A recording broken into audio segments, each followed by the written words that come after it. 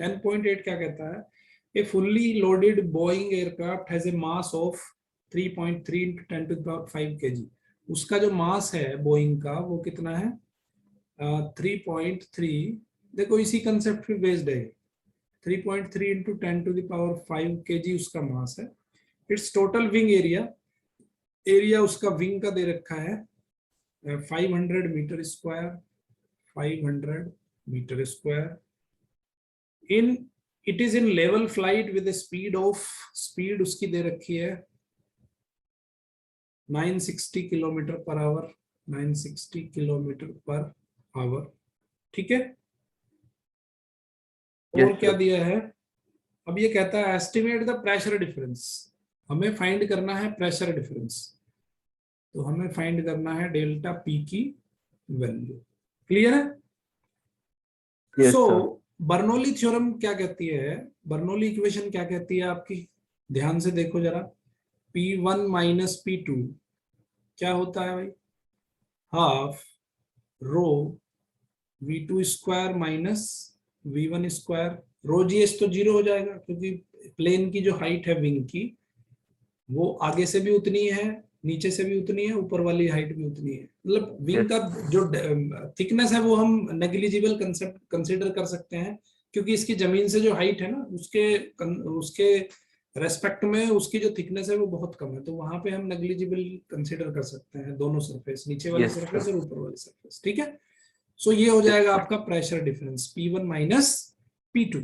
ठीक है। तो यहाँ पे जो डेल्टा P आ जाएगा आपका वो आ जाएगा half rho V2 square minus V1 square. Clear concept? Yes sir. Okay. अब हम क्या करेंगे, इसको हम V2 माइनस, देखो डेल्टा P हमें फाइंड करना है। ओके। Yes sir. तो अब हम क्या करेंगे, यहाँ पे V2 माइनस V1 इसका एक फैक्टर हमने इधर की तरफ ही रखा है, फैक्टर कर लिया इसके। V2 square minus V1 square के फैक्टर हो जाएंगे V2 माइनस V1 और V2 प्लस V1। ठीक है। तो हमने क्या किया, इसका एक फैक्टर इधर ही रख लिया, दूसरे फैक्टर को हम लेके गए उधर, तो ये हो गया आपका 2 delta P upon V1 V2 plus V1 और यहाँ पे रो भी आ जाएगा। ठीक है। अब ये V2 प्लस V1 क्या है? V2 plus V1 upon 2 is your average velocity। V2 plus V1 upon 2 is your average velocity। Yes sir। तो एवरेज वेलोसिटी क्या होगी? एवरेज वेलोसिटी वो होगी जिस वेलोसिटी से आपका प्लेन दौड़ रहा है। ठीक है भाई। एक ऊपर वाला विंग का वेलोसिटी है, ऊपर वाले विंग के ऊपर से जो एयर फ्लो हो रही है, नीचे वाले विंग के नीचे से जो एयर फ्लो हो रही है, उनका जो एवरेज होगा उस एवरेज वेलोसिटी से आपका जो एयरक्राफ्ट है वो जा रहा है। ठीक है। Yes sir. तो एवरेज वेलोसिटी आपकी हम रख सकते हैं v की जगह पे, तो V1 प्लस V2 अपॉन 2। ठीक है।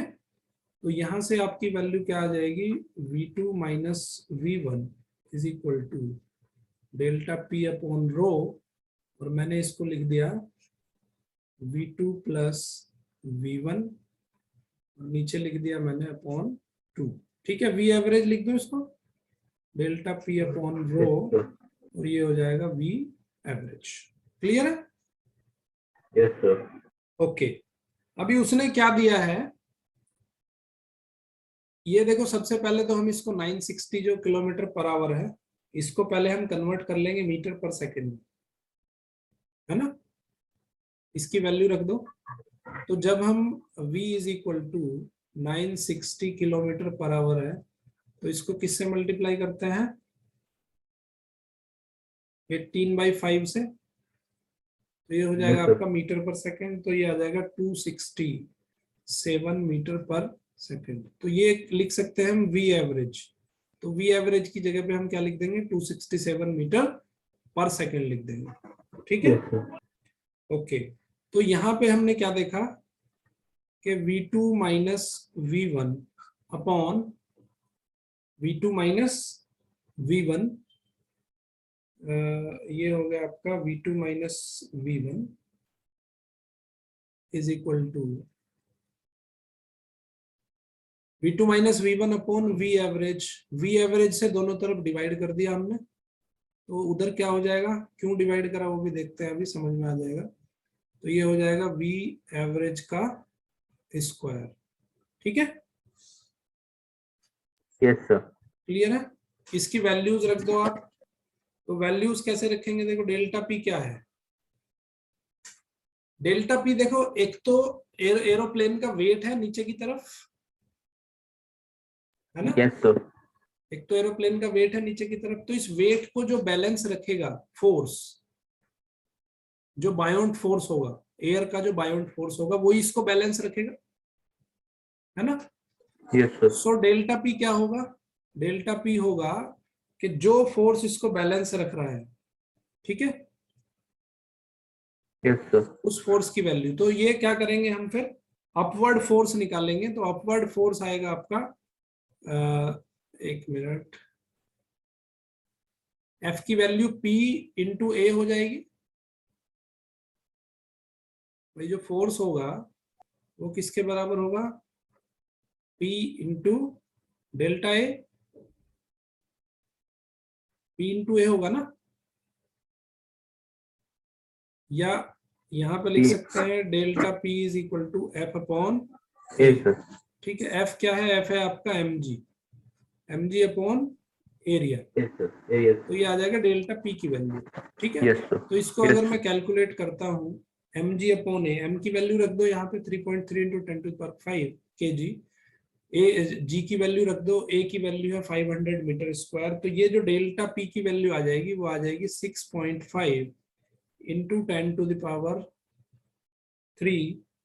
Newton per metre square. तो ये वैल्यू अगर हम यहाँ पुट कर देते हैं, डेल्टा पी की 6.5 into 10⁻³ newton per metre square, और रो की वैल्यू भी पुट कर देते हैं, रो, ये वाली वैल्यू, रो तो आपका एयर है, रो भी दिया है उसने 1.2 kg पर मीटर क्यूब, तो इसको रख दो 1.2।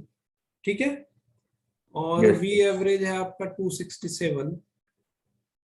तो जब हम इसको कैलकुलेट करेंगे, तो कैलकुलेट करने के बाद लगभग आएगा 0.08। ठीक है, अब ये 0.08 क्या है, देखो V2 minus V1 upon V average, ये क्या है, ये तो हो गया उनका वेलोसिटी डिफरेंस। वेलोसिटी डिफरेंस से एवरेज वेलोसिटी को जब हम डिवाइड करते हैं तो ये हो जाएगा रेशो। ठीक है, यस सर। और अगर इसको मैं 100 से मल्टीप्लाई कर दूं तो ये बन जाएगी परसेंटेज। ठीक है, यस सर। तो क्वेश्चन में पूछा है उसने, estimate the pressure difference between the lower and upper surface of the wing. Pressure difference तो हमने फाइंड कर दिया था यहीं पे, 6.5 into 10⁻³ newton per metre square. दूसरा उसने पूछा है कि estimate the fractional increase in the speed of the air. तो fractional increase in the speed of the air निकाला हमने ये। ठीक है, on the upper surface of the wing relative to the lower surface. तो ये आ गया हमारा 0.08।